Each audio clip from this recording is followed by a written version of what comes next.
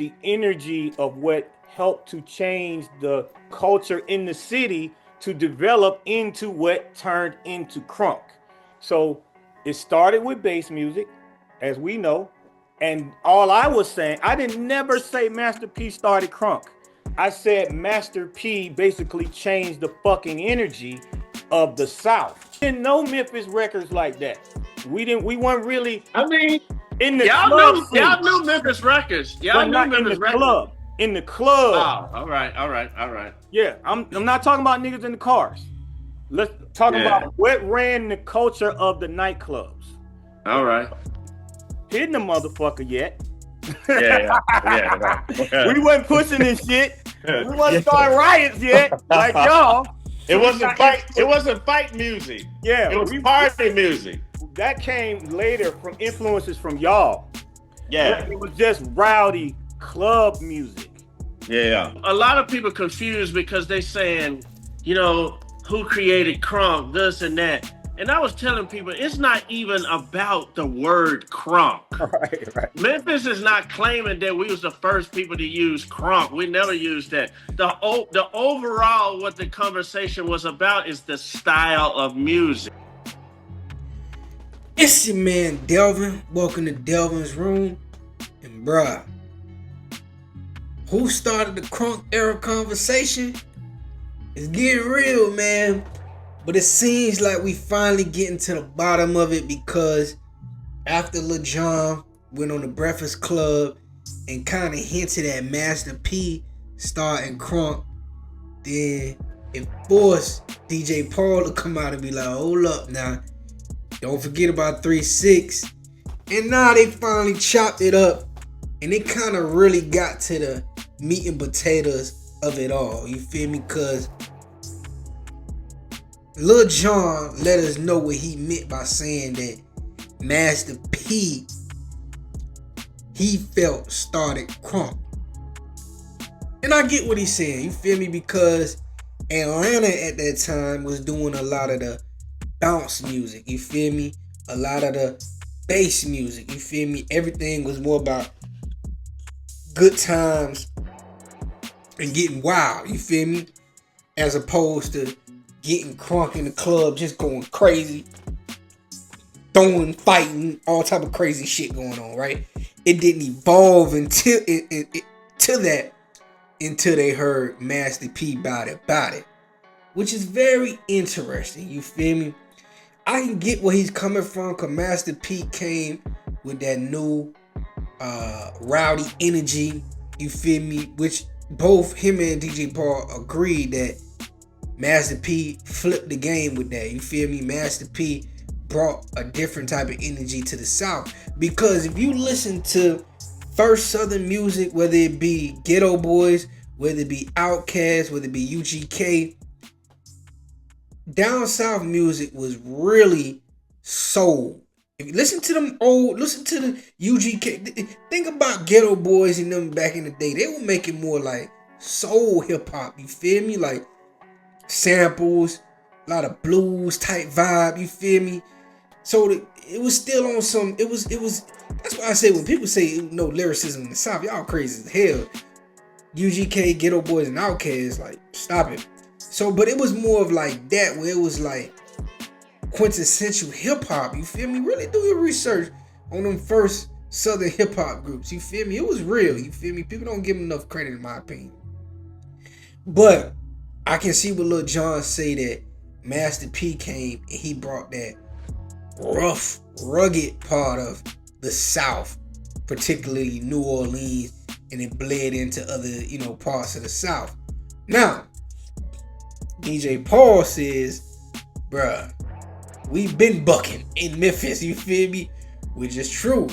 And Lil Jon had to admit that. Lil Jon admit, like, even though Memphis songs hadn't made their way to the clubs yet, niggas was definitely bumping that Memphis sound in their cars and on the streets. So that's different. So that's, you can see where DJ Paul and Lil Jon, bump heads at, because Lil Jon is thinking about it strictly from radio and club, but DJ Paul is thinking about it from niggas in the whip and niggas in the streets banging that 3-6 Mafia, giving that crunk energy, right?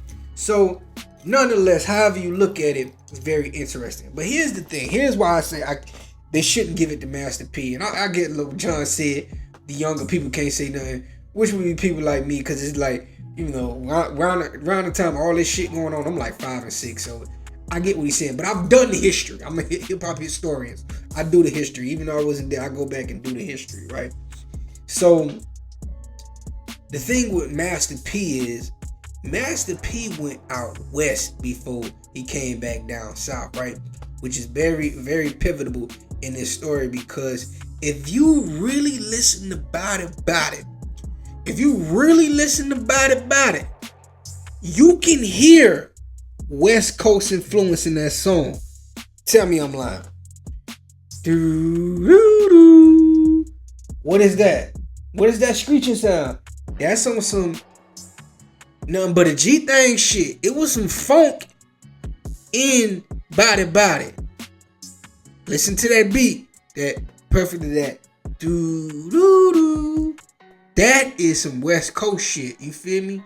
And it makes sense because P went to the South.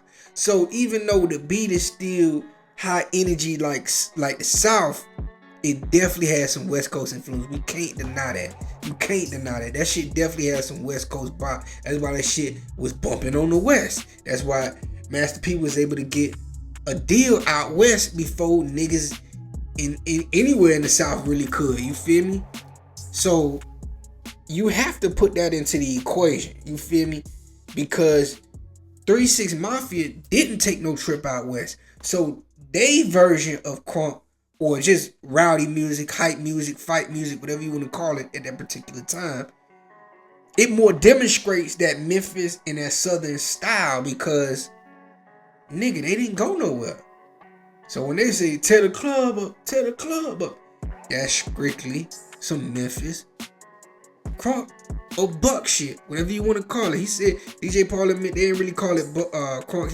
They wasn't the first ones to call it crunk, but they definitely was what they was doing, call it buck in Memphis. So it's a very interesting dynamic. You feel me?